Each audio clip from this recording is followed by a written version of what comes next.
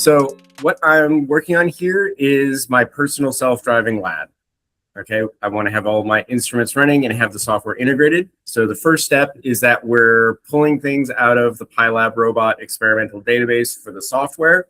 I want to be able to plan my experiments, orchestrate the running of the instruments, and automate collecting the data. Okay, there's some obvious data structures there and control systems I need to build.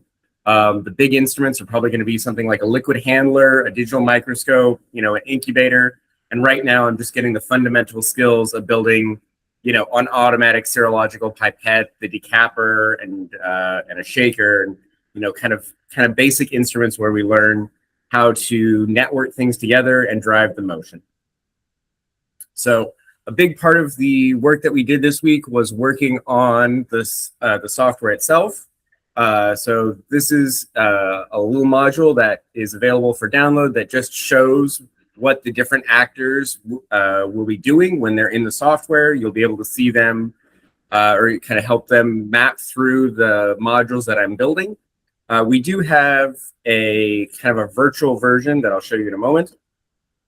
This week, we also put a lot of time into trying to get some of the basics going. This window. So we got the stepper motor driver running with a Mega, and we kind of found how much power we have to drive motors. We're working on our Mitsubishi robot arm. We just need to remap about 60 wires because the cables got cut. But that's going slowly but surely. 3D printed our little mobile robot. So this little section in the middle here is attached to an actuator in the robot, so it can basically act as a pallet jack to lift and drop pallets. Then we've got our flask decapper. So this is the one from the last hackathon that actually worked reasonably well once we got the control system situated. But we want something that's a little bit more elegant. We don't want these kind of open bearings and grease going everywhere. And so we've got this collet version now.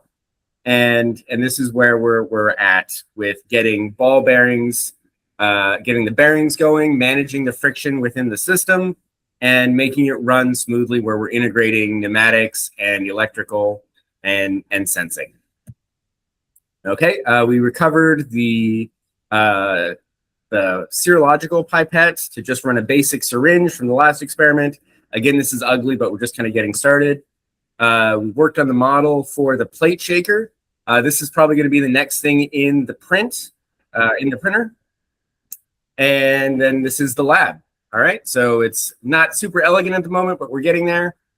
And if I can show everyone the software. Oops, there we go. Here's our self-driving lab studio. You can see we're pulling in the inventory, pulling in the labware, and basically building a configuration for different modules with deck layouts, parameters, and then working through the process of all the way to building the experiment and collecting the data. All right, so thank you very much. I look forward to your questions.